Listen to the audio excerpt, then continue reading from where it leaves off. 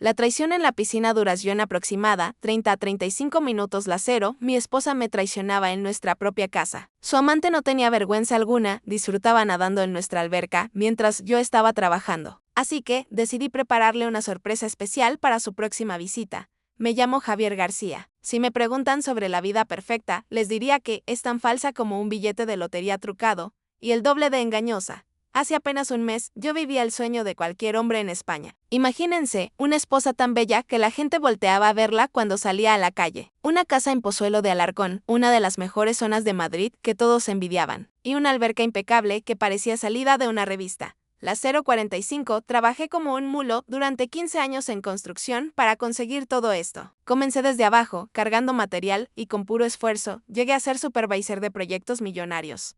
Pero ¿saben qué pasa con los sueños? A veces despiertas, y otras veces te lanzan un balde de agua fría en plena cara. El día que todo cambió fue un miércoles de octubre. El sol brillaba perfecto, ni muy caliente ni muy frío. Salí temprano del trabajo, algo casi imposible para mí, porque terminamos un edificio de oficinas antes de lo planeado. La 1:20, mi idea era sorprender a Isabel, mi esposa. Quizá comprar un buen corte de carne para asar y fingir que todavía nos importábamos el uno al otro. Ya saben, las cosas que hacen las parejas casadas. Llegué a casa exactamente a las 3:17 de la tarde. Lo recuerdo porque revisé mi teléfono pensando que a Isabel, que trabajaba en una agencia de publicidad, le faltaban al menos 2 horas para salir. La casa lucía perfecta como siempre, con esas macetas que tanto le gustaban a mi mujer y el jardín que yo cuidaba cada fin de semana. La 1:50, pero al bajar de mi camioneta, noté algo raro. La puerta del patio trasero estaba entreabierta.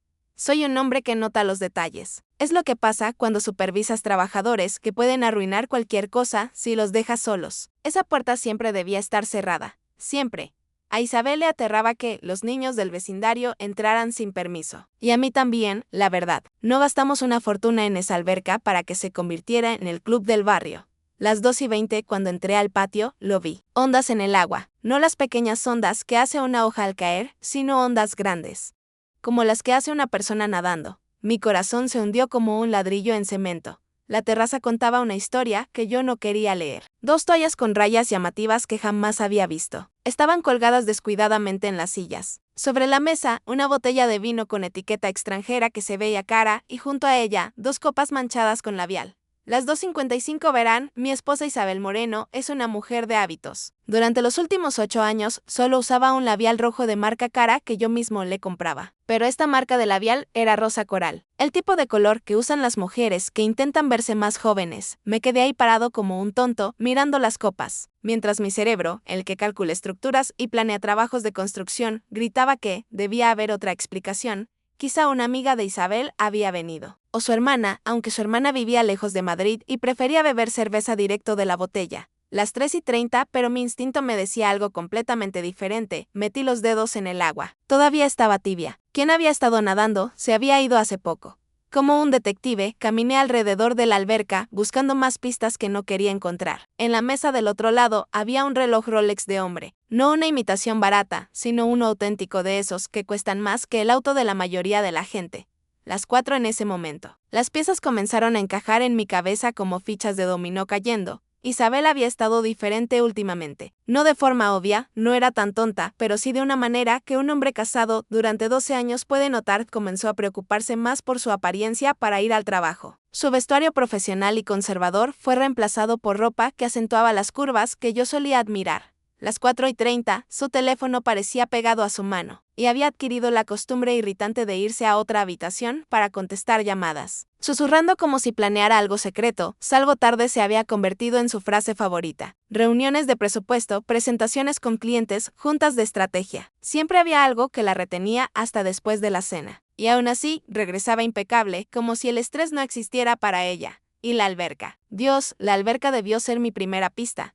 Las 5:10 durante meses, al volver del trabajo, encontraba la alberca perfectamente limpia. El balance químico perfecto, el pH exacto. Pensé que Isabel finalmente se había tomado en serio el mantenimiento, o que había contratado a alguien sin decirme. Pero Isabel odiaba la alberca. Siempre la había odiado. Se quejaba de que daba mucho trabajo, que el mantenimiento era caro, que el agua estaba fría. No se había metido voluntariamente en esa alberca en los últimos 3 años. Y sin embargo, mágicamente, llevaba meses en perfecto estado cada día, las 5:45. Me dejé caer en una de las tumbonas de la terraza y me quedé mirando las pruebas de la traición flotando en el agua como una escena de crimen. Las ondas se habían calmado, pero el daño ya estaba hecho. Mi vida perfecta era oficialmente una mentira perfecta y yo era el último idiota en enterarse.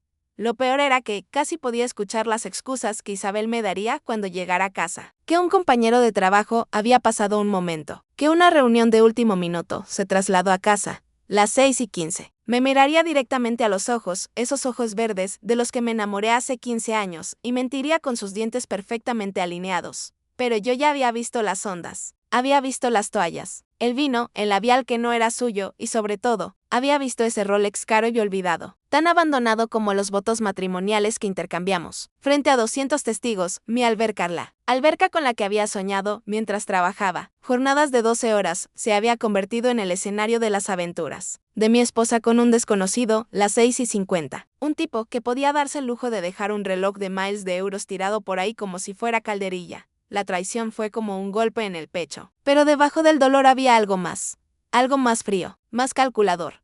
Mientras estaba sentado ahí, viendo cómo el sol iluminaba el agua de una forma que nunca volvería a parecerme igual, me di cuenta de que Isabel había cometido un error crucial, se había vuelto descuidada. Las 7:20 y si algo he aprendido en 15 años de construcción. Es que cuando la gente se vuelve descuidada, todo acaba derrumbándose. La pregunta era si yo iba a quedar sepultado bajo los escombros, o si iba a ser yo quien empuñara la bola de demolición.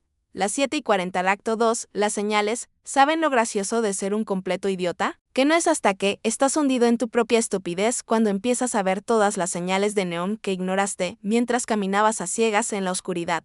Y créanme, yo había ignorado más señales de advertencia que un conductor novato en su primer día. Las 8:05 en las semanas que siguieron al descubrimiento en la alberca. Empecé a prestar atención como si mi vida dependiera de ello. Porque prácticamente era así. Es increíble lo que ves cuando dejas de caminar por tu propia vida como un zombie. Abres los ojos de verdad. Isabel se había ido distanciando de mí de forma tan gradual que me había convencido de que era normal en un matrimonio. Ya saben, ese distanciamiento típico del que hablan en las revistas que nadie admite leer, las 8:35, pero viéndolo en retrospectiva. Fue como ver un accidente automovilístico en cámara lenta, donde yo era tanto el conductor como la víctima. La excusa del estrés laboral era su carta bajo la manga desde hacía meses. Javi, no tienes idea de la presión que tengo en la oficina, decía masajeándose las sienes como si cargara el peso de toda la industria publicitaria. El señor Ramírez me tiene harta con el proyecto González. No terminan las revisiones de presupuesto. Las 9:05, la agencia de Isabel Publicidad Creativa era un lugar con el mismo nivel de estrés que una siesta dominical. No vendía armas nucleares a gobiernos extranjeros. Vendía espacios publicitarios. A negocios locals su mayor crisis solía ser decidir si el anuncio de la pizzería debía ir junto al de la tintorería en el folleto semanal. Pero de repente comenzó a actuar como si dirigiera una campaña para una empresa Fortune 500. Con documentos clasificados en el bolso, las 9:35 y por Dios. Su forma de vestir. Mi esposa solía levantarse de la cama, ponerse cualquier blusa sin arrugas y dar por empezado el día. Conservadora, profesional, aburrida. Ese fue su uniforme de trabajo durante 12 años. Pero en algún momento de agosto debió descubrir que la ropa podía ajustarse al cuerpo en lugar de solo cubrirlo. Las faldas se acortaron. Las blusas se ajustaron. Los tacones se hicieron más altos. Las 10:05 empezó a pasar una hora extra cada mañana frente al espejo, aplicándose un maquillaje que yo no creía posible. Hablo de contornos, iluminadores y quién sabe qué más. Convirtiendo su cara en un proyecto artístico, es la nueva colección de otoño. Decía si yo comentaba algo, con esa sonrisa que antes me aceleraba el corazón y ahora me lo revolvía. Jenny de Contabilidad me recomendó este canal de YouTube. Deberías actualizar tu vestuario, cariño. Cariño. Empezó a llamarme cariño de nuevo, después de años en los que fui Javi o nada. Las 10:40 debería haber sido una buena señal, ¿verdad? Fue como miel sobre veneno para que fuera más fácil de tragar. Lo del teléfono debería haberme dado la pista definitiva. Isabel siempre había sido de esas personas ajenas a la existencia de su móvil. Lo dejaba cargando en la habitación, se perdía llamadas durante horas. Lo trataba como un pisapapeles caro, pero de repente se convirtió en un apéndice tecnológico pegado a su mano. Las 11:10 escribía mensajes durante la cena, algo impensable 6 meses antes. Su teléfono pasó de estar boca arriba en cualquier superficie a estar guardado celosamente en su bolso, donde yo no pudiera ver la pantalla por accidente. y las llamadas. Por Dios, las llamadas empezaban sobre las 9 de la noche, justo cuando nos acomodábamos para ver televisión. Isabel miraba el móvil, fruncía el ceño como si acabara de recibir un mensaje urgente del Ministerio de Defensa, y decía, voy a tomar esto en la cocina. Las 11:45, entonces oía su voz a través de la pared. Un tono suave y melódico que no había usado conmigo en años. No puedo hablar mucho. Susurraba, mientras yo fingía interés en el programa que parpadeaba en la pantalla, intentando escuchar más. No, él está aquí mismo. Ya lo sé. Mañana a la misma hora. Si le preguntaba quién llamaba tan tarde, movía la mano con estudiada indiferencia. Ah, solo mamá. Ya sabes cómo se pone cuando no puede dormir. Las 12:15, o mi hermana otra vez con problemas de su marido. O es del trabajo. No te interesaría, claro, como si la madre de Isabel, que se acostaba religiosamente, a las 8 como un militar, hubiera desarrollado insomnio repentino. O, como si su hermana, que antes preferiría masticar vidrio que hablar de sus problemas matrimoniales, se hubiera convertido en terapeuta que busca consejos. Las 12:45. Pero la verdadera pista, la que debería haberme hecho llamar a un abogado de divorcios en lugar de tragarme excusas, fue lo que empecé a notar en nuestra alberca. Cada día. Cuando volvía del trabajo sobre las 6, a veces antes y terminábamos temprano. La alberca estaba absolutamente perfecta, no solo limpia, sino perfecta. Como la portada de una revista, los niveles químicos estaban balanceados como si los hubiera ajustado a alguien con doctorado en mantenimiento de albercas. Las 13:15, los filtros estaban vacíos. Los muebles de la terraza perfectamente ordenados. No soy tonto. Sé lo que implica mantener una alberca. Llevaba 5 años cuidándola y es un trabajo real. Hay que analizar los niveles de cloro, ajustar el pH, limpiar los filtros, pasar la aspiradora, cepillar las paredes. Es una operación de al menos 2 horas si se hace bien. Isabel odiaba esa alberca. Ya lo he dicho, merece repetirse. Las 13:45, su quejo de ella desde el día que la instalamos. Demasiado trabajo, demasiado cara, demasiado tiempo, demasiado todo. No se había metido voluntariamente en esa alberca desde hace años. Y sin embargo, de alguna manera, mágicamente, llevaba meses perfecta día tras día. ¿Contrataste a alguien para la alberca? Le pregunté una noche, genuinamente curioso sobre cómo había alcanzado ese estado de perfección imposible, y Isabel apenas levantó la vista de su móvil. Las 14:15 que, no. Solo estoy prestando más atención. Tú siempre estás tan ocupado con el trabajo. Pensé que debía ayudar más. Claro, la mujer que antes preferiría meter la mano en una licuadora que tocar los químicos de la alberca había desarrollado de repente una pasión por el mantenimiento acuático. Las mentiras se acumulaban como una tormenta de nieve y yo era el idiota parado en medio, fingiendo que solo era una ligera nevada. Las 14:45, luego estaban las jornadas laborales hasta tarde, que se habían vuelto regulares como un reloj.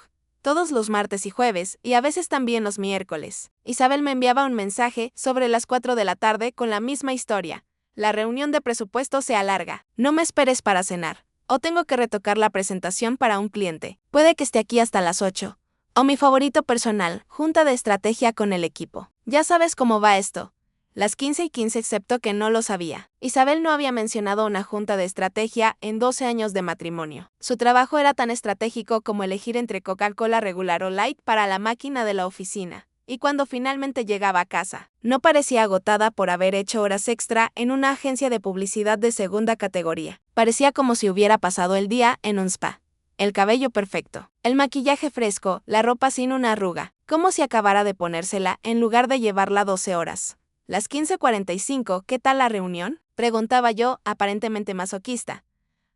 Ya sabes, decía, dirigiéndose directamente a la ducha como si quisiera lavar evidencia. La misma historia en la empresa. El señor Ramírez siendo el señor Ramírez. El proyecto González es complicado. Así resumía la crisis profesional que supuestamente consumía su vida y la mantenía fuera de casa hasta tarde 4 noches por semana.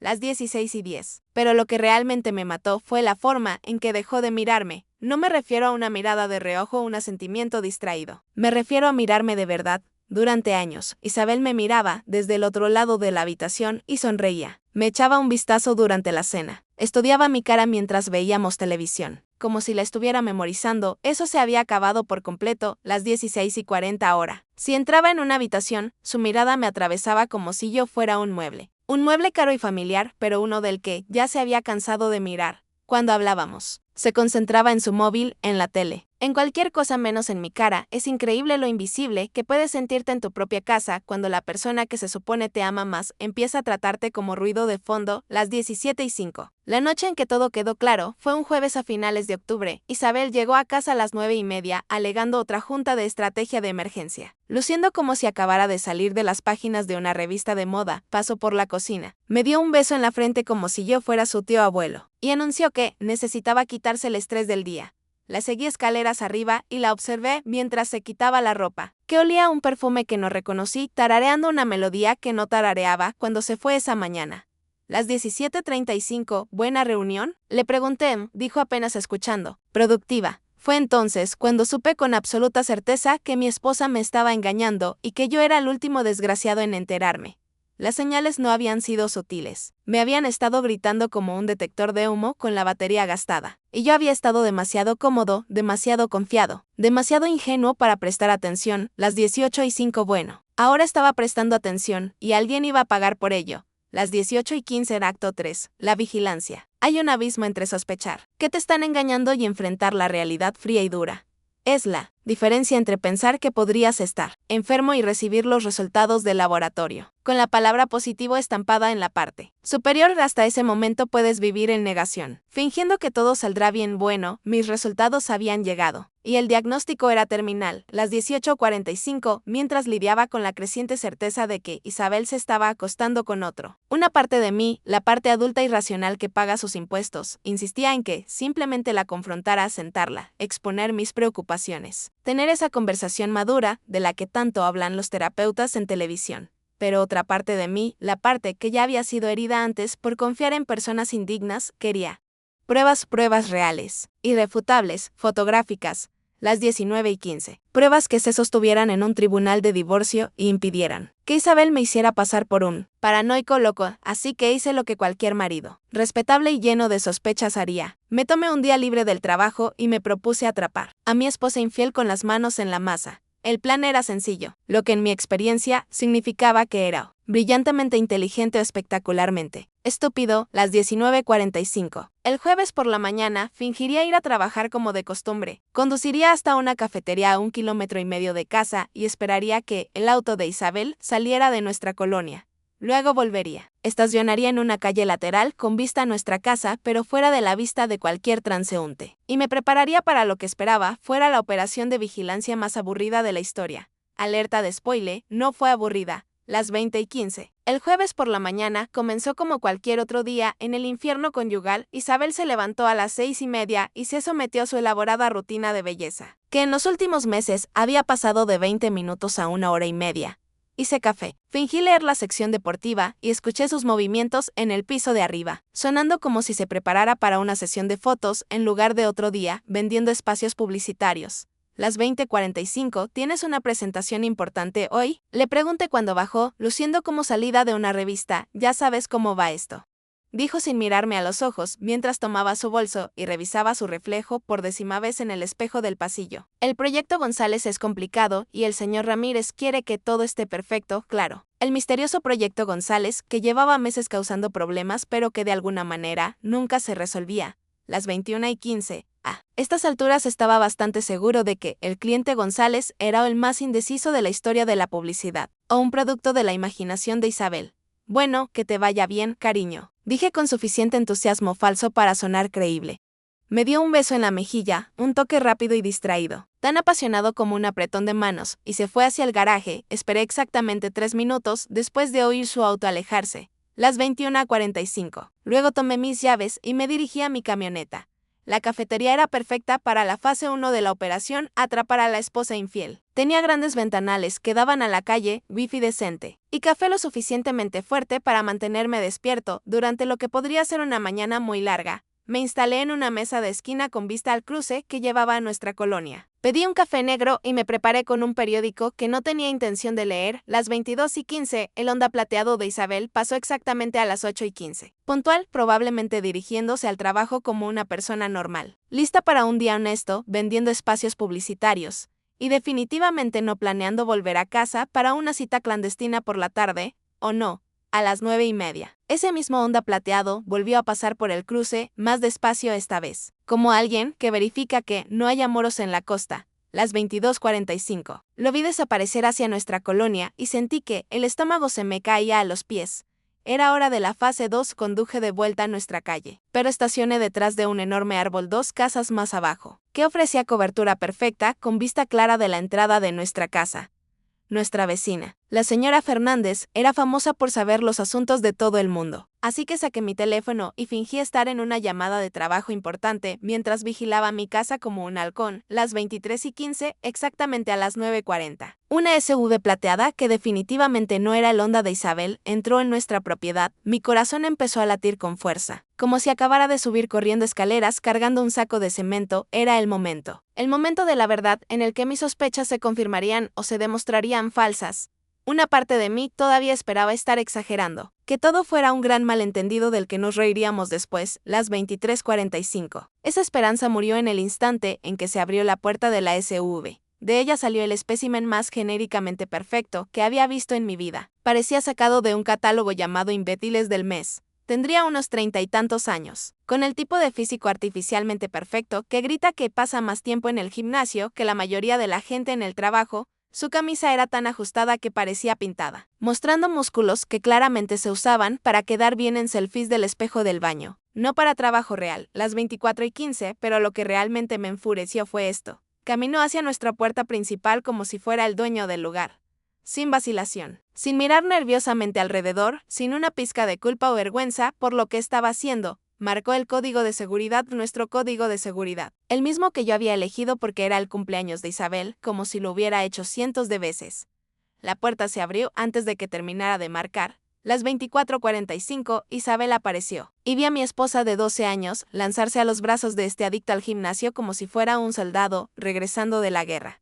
Se besaron ahí mismo, en nuestro porche. No un simple beso, sino un beso de película, con las manos en la cara y todo. Vi rojo. Luego desaparecieron dentro de mi casa. Durante unos 10 minutos me quedé sentado en mi camioneta, sintiéndome como si un boxeador profesional me hubiera dado un puñetazo en el estómago. 25 minutos y 15 segundos estaba pasando de verdad. Mi esposa se estaba acostando de verdad con un imbécil musculoso en nuestra casa, probablemente en nuestra cama, un tipo que parecía haber comprado su personalidad en el mismo lugar donde compraba sus batidos de proteína, pero el verdadero espectáculo estaba por comenzar a las 9:50, y dos salieron por la puerta trasera a nuestra terraza. Isabel llevaba un bikini que nunca había visto, uno rojo, diminuto y de aspecto caro. 25 minutos y 45 segundos, el tipo de bikini que lleva una mujer que quiere que la miren, no una esposa que dice estar estresada por reuniones de presupuesto. Y el señor maravilloso llevaba solo un traje de baño que probablemente costaba más de lo que yo gano en un día. Luciendo abdominales que parecían esculpidos por Miguel Ángel, llevaba una botella del mismo vino caro que había visto junto a la alberca semanas antes. Y se pavoneaba como si estuviera en su propio video musical. 26 minutos y 15 segundos. Pero la parte que hizo que mi presión arterial subiera a niveles peligrosos fue esta: se zambulló en mi alberca como si fuera el dueño. Mi alberca. La alberca para la que había ahorrado, planificado y sudado. La alberca en la que había pasado incontables fines de semana manteniendo, incontables euros mejorando, incontables horas de tranquilo disfrute. Y este galán hormonado estaba nadando en mis aguas como si fuera su centro de entrenamiento olímpico personal. 26 minutos y 45 segundos, Isabel lo siguió. Y los vi chapotear como adolescentes en un campamento de verano. Se reían, se salpicaban, se besaban bajo el agua. Era una escena que me daba ganas de vomitar. Lo peor es que parecían felices. No solo contentos o lujuriosos, sino genuina, auténticamente felices. De una manera que Isabel y yo no habíamos estado en años. Ella estaba vibrante, juguetona, de alguna manera más joven. Como si este tipo hubiera encontrado el control remoto de su personalidad y hubiera subido el brillo al máximo. 27 minutos y 15 segundos, me quedé sentado una hora más, viéndolos convertir mi patio trasero en su paraíso personal. Bebieron mi vino, usaron mis toallas, se tumbaron en mis sillas, y trataron mi propiedad como si fuera su resort privado. En un momento, el musculito salió para atender una llamada, y pude verle bien la cara. Marco Vega ahora lo recordaba. Un entrenador personal de la fiesta navideña de la empresa de Isabel el año pasado. 27 minutos y 45 segundos.